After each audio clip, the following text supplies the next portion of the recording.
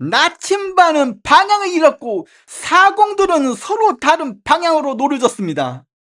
경제, 인사, 도덕 어디 하나 온전한 축이 없는데 우리는 지금 어디를 가고 있는 걸까요? 오늘 상식과 원칙이라는 동력이 꺼져버린 대한민국, 그 정체된 국정의 현수를 냉정하게 진단해 보겠습니다. 여덟 번째, 국정 표류의 시대, 상식과 원칙에 이른 대한민국. 여러분, 배가 산으로 간다는 말을 들어보셨습니까? 현재 국정 운영과 관련해 언론과 여론에서 자주 쓰이는 비유입니다. 경제, 인사, 도덕, 사법 등 여러 분야에서 동시에 논란이 제기되고 있습니다.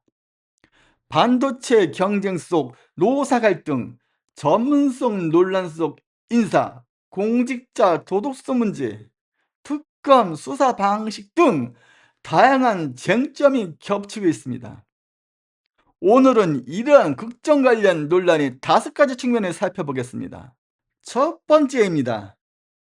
지금 전 세계에서 반도체 패권 전쟁이 치열합니다. 미국, 중국, 대만이 국가 차원에서 경쟁하고 있습니다. 삼성전자는 대한민국 수출에서 차지하는 비중이 매우 큽니다. 이 경쟁에서 뒤처지면 국가 경제에 미치는 영향이 크다는 분석입니다.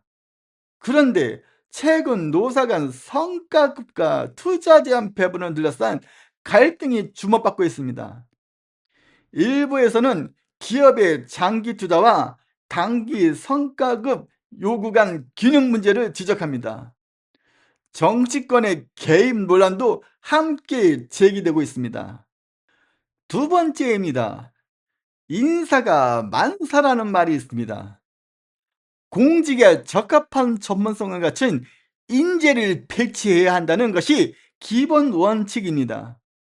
그런데 최근 정치적 인연이나 개인적 친분이 인사 기준으로 작용한다는 비판이 이어지고 있습니다. 전문성 부정 논란 속에서 정책 결정의 질과 공직 기강에 대한 우려가 제기됩니다. 공직을 보온의 도구로 보는 시각이 확산될 수 있다는 지적도 있습니다. 세 번째입니다. 노블레스 오블리즈, 즉 높은 지혜일수록 더 큰 책임을 져야 한다는 원칙입니다. 최근 한국은행 총재 후보자를 비롯한 공직 후보자의 자녀 병역, 국적 관련 논란이 있었습니다.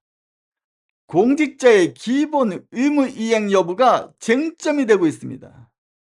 검증 시스템의 역할과 공직자의 도덕적 기준에 대한 논의가 활발해지고 있습니다. 국민에게는 의무를 요구하면서 공직자는 왜라는 인상을 줄 수 있다는 비판입니다. 네 번째입니다. 최근 특검이 빌드업이라는 표현을 사용해 논란이 됐습니다. 수사 과정에서 언론 노출과 표현 방식이 수사 본연의 목적과 어긋난다는 지적이 있습니다. 증거 중심 수사와 여론전이 혼재될 수 있다는 우려가 제기됩니다.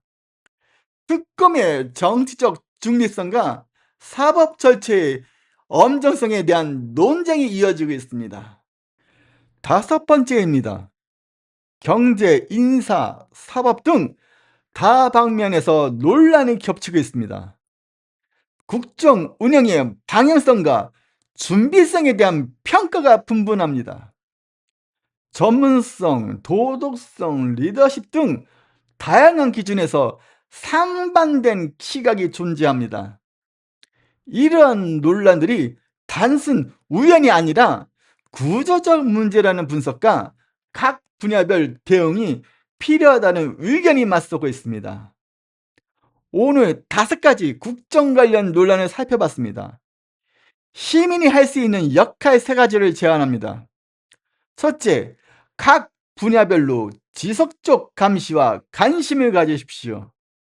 둘째, 전문성과 능력을 인사 기준으로 삼으십시오. 셋째, 개별 사안을 연결해 큰 그림으로 보십시오. 눈을 뜨고 계십시오. 기억하고 계십시오. 그리고 반드시 투표하십시오. 감사합니다.